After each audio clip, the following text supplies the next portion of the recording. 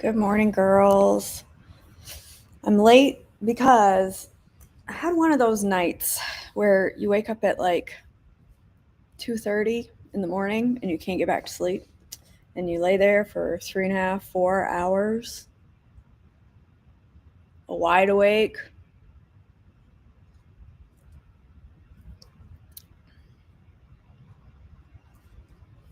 All right, Mom, I will. I'll download it. Yeah, I could not get back to sleep, so I laid there watching a stupid TV show that I hate and can't stop watching because I need to know what happens. I've been watching it long enough. I need to know what happens to these crazy people. But I couldn't sleep. And then I finally fell back asleep at I think maybe 6:30. I decided to close my eyes and I dozed back off for I don't know, an hour and a half. It's just, I hate those nights, Cindy. I hate them. I just laid there trying so hard to fall back asleep. Anyway, September 18th, rebuilding the wall of Jerusalem, Nehemiah 3:1-32. Then Eliashib the high priest and the other priests started to rebuild at the sheep gate. They dedicated it and set up its doors, building the wall as far as the Tower of the Hundred, which they dedicated to the Tower of Hananel. People from the town of Jericho worked next to them, and beyond them was Zachar, son of Imri. The fish gate was built by the sons of Hanassa. They laid the beams, set up its doors, and installed the bolts and bars. Meremoth, son of Uriah and grandson of Hakkoz, repaired the next section of wall. Beside him were Meshullam, son of Berechiah and grandson of Meshezabel, and then Zadok, son of Bana. Next were the people of Tekoa, though their leaders refused to work with the construction supervisors. The old city gate was repaired by Joiada, son of Paseah, and Meshullam, son of Besodeiah. They laid the beams, set up its doors, and installed the bolts and bars. Next to them were Melatiah from Gibeon, Jadon from Meronoth, and people from Gibeon and people from Mizpah, the headquarters of the governor of the province west of the Euphrates River. Next was Uzziel, son of Herahiah. There's a lot of H's and A's in that word. A goldsmith by trade, who also worked on the wall. Beyond him was Hananiah, a manufacturer of perfumes. They left out a section of Jerusalem as they built the broad wall.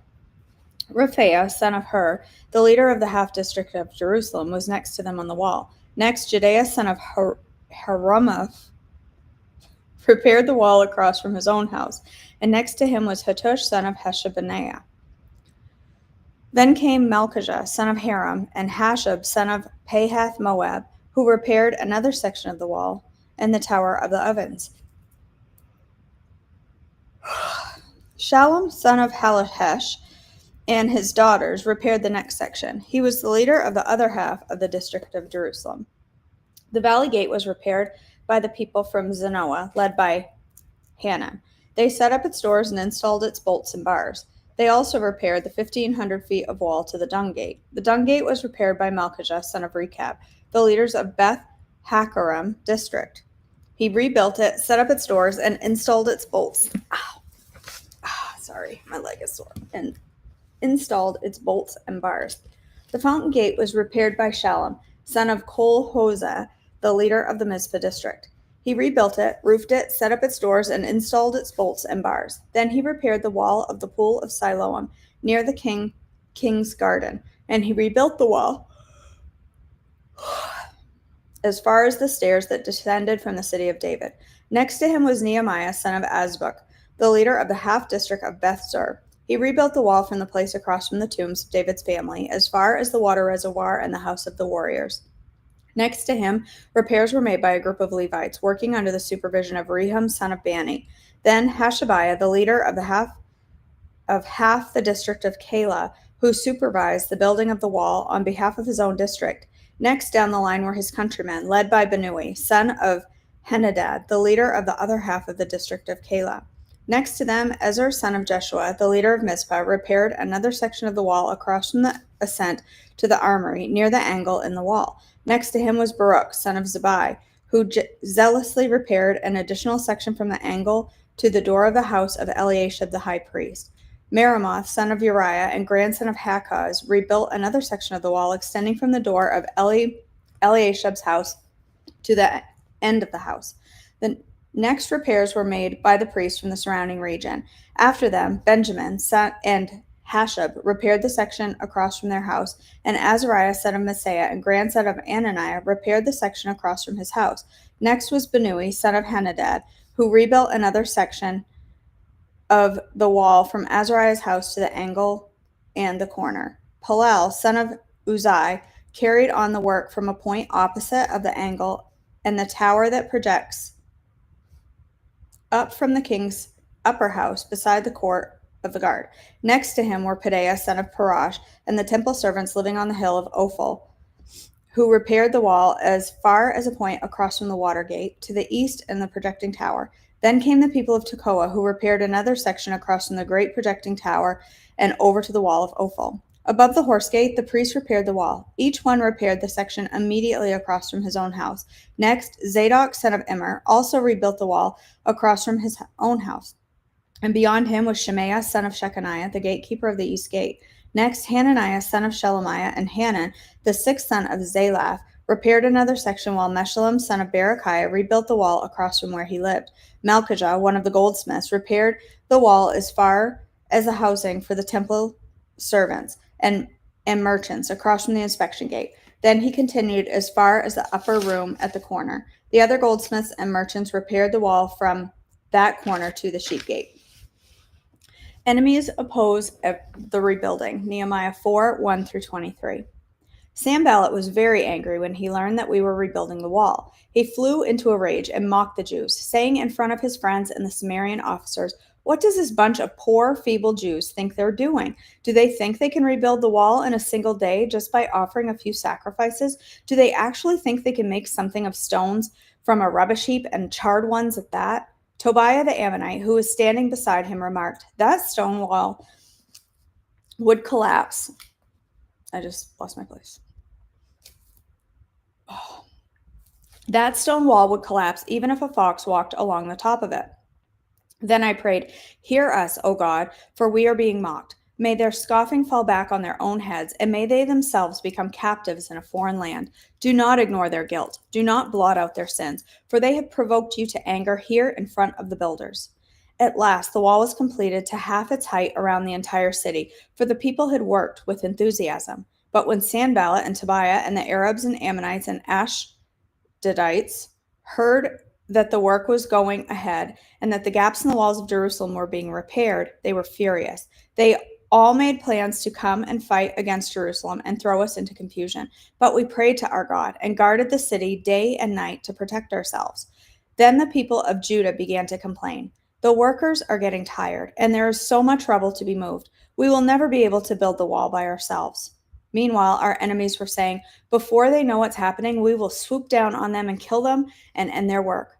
The Jews who lived near the enemy came and told us again and again, "They will come from all directions and attack us." So I placed armed guards behind the lowest part of the wall in the exposed areas. I stationed people to stand guard by families armed with swords, spears, and bows. Then, as I looked over the situation, I called together the nobles and the rest of the people and said to them, "Don't be afraid of the enemy. Remember the Lord, who is great and glorious, and fight for your brothers, your sons and your daughters, your wives and your homes." When our enemies heard that we knew of their plans and that God had frustrated them, we all returned to our work on the wall. But from then on, only half my men worked, while the other half stood guard with spears, shields, bows, and coats of mail. The leaders stationed themselves behind the people of Judah who were building the wall. The laborers carried on their work with one hand supporting their load and one hand holding a weapon. All the builders had a sword belted to their side. The trumpeter stayed with me to sound the alarm. Then I explained to the nobles and officials and all the people, "The work is very spread out, and we are widely separated from each other along the wall. When you hear the blast of the trumpet, rush to wherever it is sounding. Then our God will fight for us." We worked early and late, from sunrise to sunset, and half the men were always on guard. They told us everything They told us everyone living outside the walls. No. I also told everyone living outside the walls to stay in Jerusalem. That way, they and their servants could help with the guard duty at night and work during the day. During this time, none of us, not I, nor my relatives, nor my servants, nor guards who were with me, ever took off our clothes. We carried our weapons with us at all times, even when we went for water. Nehemiah defends the oppressed. Nehemiah 5:1-13. About the time some of the men and their wives raised a cry of protest against their fellow Jews. They were saying, "We have such large families, we need more food to survive." Others said, "We have mortgaged our fields, vineyards, and homes to get food during the famine." And others said, "We have had to borrow money on our fields and vineyards to pay our taxes. We belong to the same family as those who are wealthy, and our children are just like theirs. Yet we must sell our children into slavery just to get enough money to live. We have already sold some of our daughters, and we are helpless to do anything about it, for our fields and vineyards are already mortgaged to others." When I heard their complaints, I was very angry. After thinking it over, I spoke out against these nobles and officials, and I told them, "You are hurting your own relatives by charging interest when they borrow money." Then I called a public meeting to deal with the problem. At that meeting, I said to them, "We are doing all we can to redeem our Jewish relatives who have had to sell themselves to pagan foreigners, but you are selling them back into slavery again. How often must we redeem them?" And they had nothing to say in their defense. Then I pressed further. What you are doing is not right. Should you not walk in the fear of our God in order to avoid being mocked by enemy nations? I myself, as well as my brothers and my workers, have been lending the people money and grain. But now let us stop this business of charging interest. You must restore their fields, vineyards, olive groves, and homes to them this very day, and repay the interest you charged when you lent them money, grain, new wine, and olive oil. They replied, "We will give back everything and demand nothing from the people. We will do as you say." Then I called the priests and made the nobles and officials swear to do what they had promised. I shook out the folds of my robe and said, "If you fail to keep your promise, may God shake you like this from your homes and from your property." The whole assembly responded, "Amen," and they praised the Lord, and the people did as they had promised.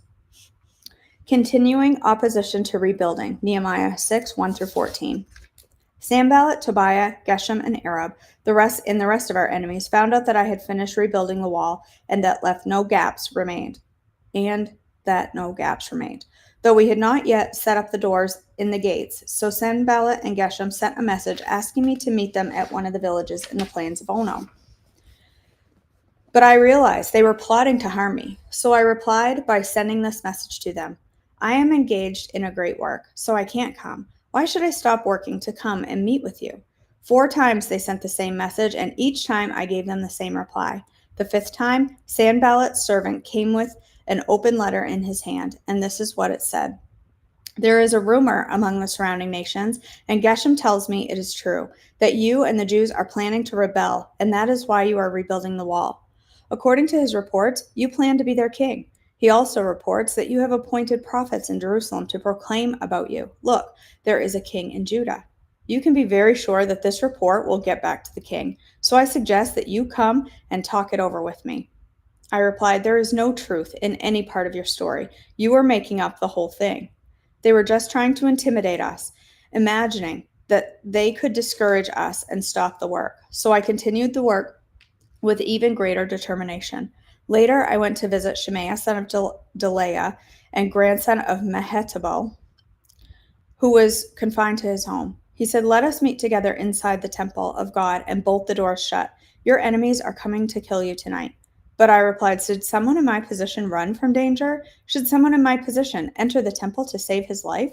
No, I won't do it." I realized that God has not spoken to him, but that he had uttered this prophecy against me because Tobiah and Sanballat had hired him. They were hoping to intimidate me and make me sin. Then they would be able to accuse and discredit me. Remember, oh my God, all the evil things that Tobiah and Sanballat have done. And remember Noadiah the prophet and all the prophets like her who have tried to intimidate me. The builders complete the wall. Nehemiah 6:15-7:3. So on October 2nd, the wall was finished, just 52 days after we had begun. When our enemies and surrounding nations heard about it, they were frightened and humiliated. They realized that this work had been done with the help of our God. During those 52 days, many letters went back and forth between Tobiah and the nobles of Judah, for many in Judah had sworn allegiance to him because his father-in-law was Shechaniah son of Era, and his son Jehohanan was married to the daughter of Meshullam son of Berechiah. They kept telling me about Tobiah's good deeds, and then they told him everything I said, and Tobiah kept sending threatening letters to intimidate me. After the wall was finished and I had set up the doors and the gates, the gatekeepers, singers, and Levites were appointed. I gave the responsibility of governing Jerusalem to my brother Hanani, along with Hananiah, the commander of the fortress, for he was faithful. He was a faithful man who feared God more than most. I said to them, do not leave the gates open during the hottest part of the day, and even while the gatekeepers are on duty, have them shut and bar the doors. Appoint the residents of Jerusalem to act as guards, everyone on a regular watch. Some will serve at sentry posts and some in front of their own homes.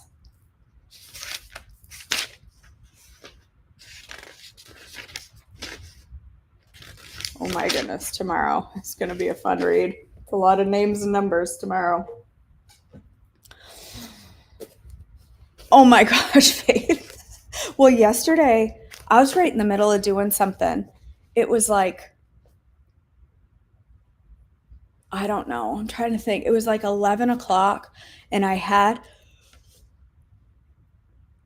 excuse me, I had a 1 o'clock meeting and I set my alarm for 12:55 just in case I fell asleep for that long, thinking there's no way I'm going to sleep that long. And I lay down on the floor. I don't know why, but I love napping on the floor beside I've never been able to lay on the floor. My whole life it always hurt my hips. I can lay on the floor so comfortably now. It's weird. So I curled up on the floor with my pillow next to my desk and I turned on a Marco Polo group that I'm way behind in to listen. And the next thing I know, my alarm was going off almost 2 hours later. And when I woke up, my husband was up there doing stuff on the computer. I'm like, I was out. Too solid. Marin's been sick. And so I think my body is like fighting it really, really hard. And it is fighting it. But I think I've just been run down. Like my body's been fighting, trying not to get sick. And I can't get sick. I can't. I'm leaving for Nashville on Monday. I can't get sick. So I think that's been the issue. I've just been fighting it. All right, girls, we are on page 4, about halfway down of Breaking Free from Body Shame.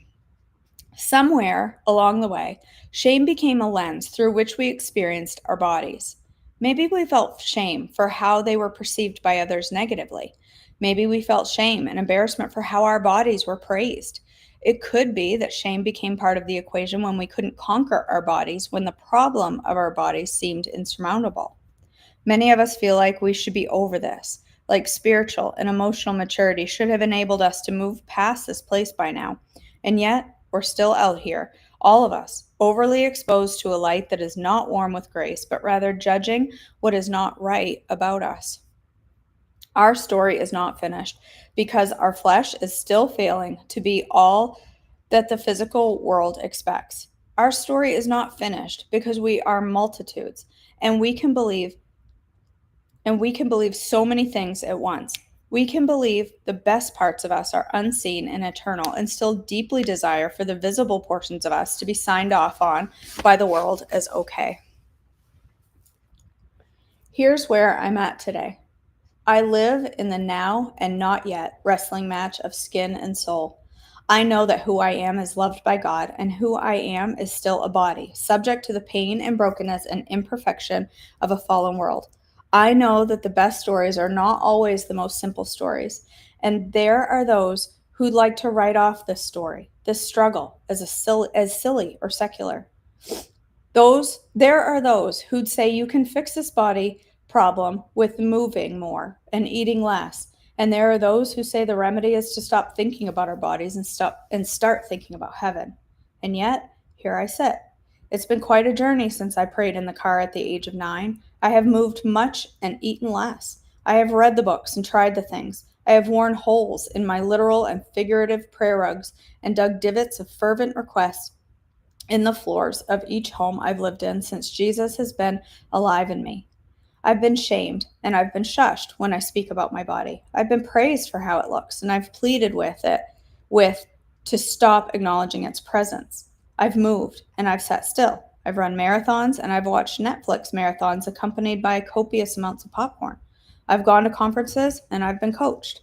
I have attacked the sense of my body's not enoughness with a secular strategy and with my spirituality, and I am still here in this body, longing for words that weave a true path to freedom, not just for myself, but for those fighting alongside me, the genuine warriors of our generation who are asking God, is this a good body? Do you care? Do you agree? Can you help? What's the plan? Let's take this opportunity to agree right here and right now. The way we view our bodies is not a shallow surface issue for the immature or vain. The way we view our bodies is a deeply spiritual issue because our bodies are made by God and in the image of God, and they are where we encounter God for now.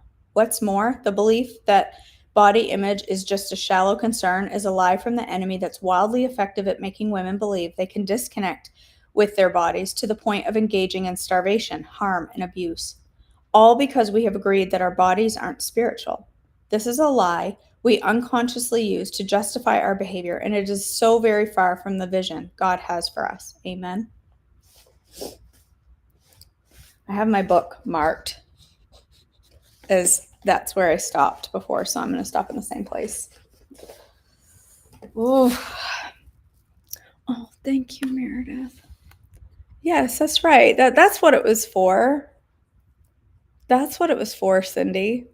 It's because I had to wake up to do that Zoom call yesterday, which is live on YouTube if anyone wants to see it. Yeah, I know, Rita. I'm not very good at taking my baobab. I don't like the singing canary. It hurts my stomach, but I'm not very good at taking my baobab. Sometimes I take it. I should be taking it. I just take my oregano oil pills like 4 times a day. So I smell like a Italian dinner. And I'm going to make chicken gnocchi soup tonight for everybody.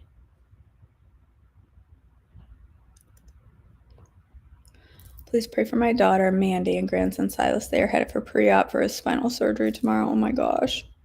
We'll be praying for them both.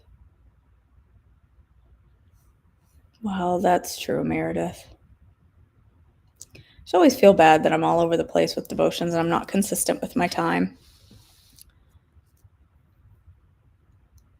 Oh, growing pains stink. I remember them vividly. I remember growing pains like it was yesterday. They hurt. Poor kid. They hurt so bad.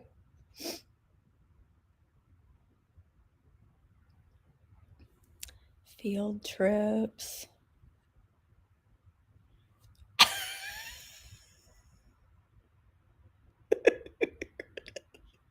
I do.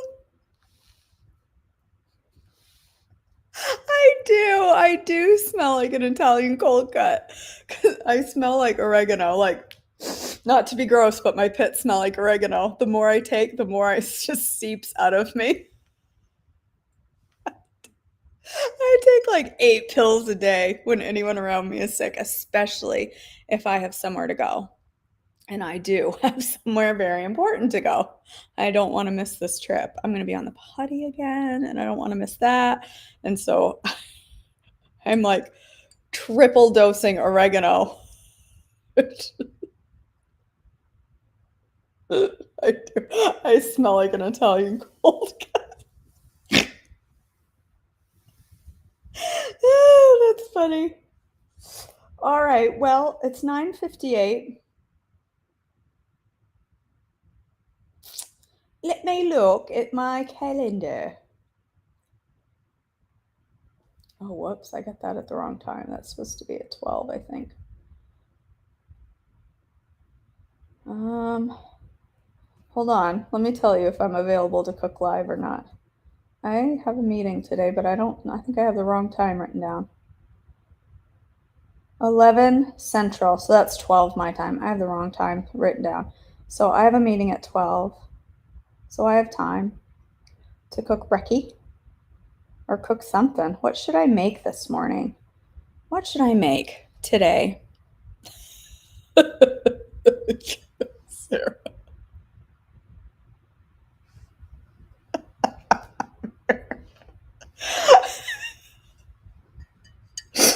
Well, when I lived in Maine, there was this place called Angelo's that was, the guy that owned it was Greek. And so it always said Greek food, but it really was kind of all over the place food. And it was just like, it was like a pizza, deli, salads. Their food was amazing. And they had a grilled chicken Caesar salad that just, I mean, hands down, the best salad I have ever eaten in my life. And the Caesar dressing was homemade. I don't know what was in it, but it was bright green and super garlicky. I would walk in. My husband hated it when I got that salad. I would never bring it home. I always ate it at work because if I brought it home, he would just die. It was so strong. And I would walk in. We lived in a raised ranch in Maine. We were all upstairs. And I would walk in downstairs. That door would no more than open and he'd say, "You ate that stupid salad today, didn't you?" I just dripped the smell of garlic. So bad. So bad. And he'd be like, "You need to brush your teeth like 87 times tonight before bed." And I'd go to bed and he'd come in the middle of the night and be like, "Kelly, the whole bedroom smells like garlic. You need to go brush your teeth again." It was just brutal, but it was the best salad ever. If I could replicate it right now, I would. I have no idea what was in that dressing. Oh, I should make Nikki go over to Angelo's and read the ingredients on their dressing because they do sell it, and it is the best thing. Ooh, that does sound good, Meredith. There was something last week you said you were going to make, but I can't. It was spinach artichoke dip, I think.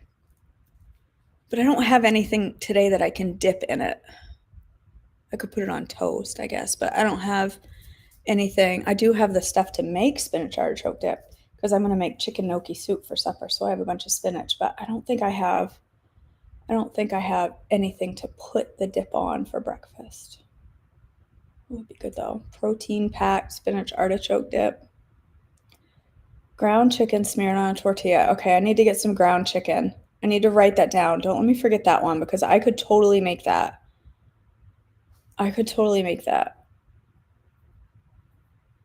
That sounds really good, but I don't have any ground chicken right now.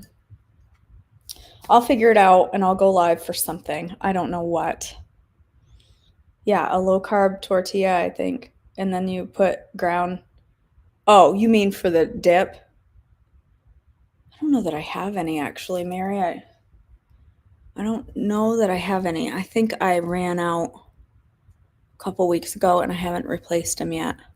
I don't think I have any. The only thing I have is some sourdough bread. And that's getting questionable. I'll look and see what I got. And if I can't do that, I'll figure something out. I'm not really hungry, so it's making it hard to think of what I want to eat. But all right, girls, let's go ahead and pray. God, our Father, thank you for this day. Thank you for coming to meet us here and for the promises in your word that we read each day and the encouragement it is to our hearts, even when it's a difficult read that is full of numbers and names that are hard for us to always absorb. Your word does not return void, and you meet us here anyway. And I just thank you for that and the promises inside the pages of your word. God, I thank you for each and every woman here and their dedication to come to devotions and join together before you. I pray that it honors you. God, I pray for little Silas today and his mom as they get ready to go to pre-op and prepare for this major surgery for little Silas. We just lift him up to you and the surgeons up to you for strength and for clarity and for just the best possible outcome for little Silas. And we pray for his whole family and the worry and stress that surrounds a surgery like this. We just ask for the peace that passes all understanding to be on each and every one of them, and Pam and Merritt as well. God, as we go through this day, Help us to make decisions that are honoring to you with our bodies, with our words, with our finances, with everything that we say and do. In your precious name, amen.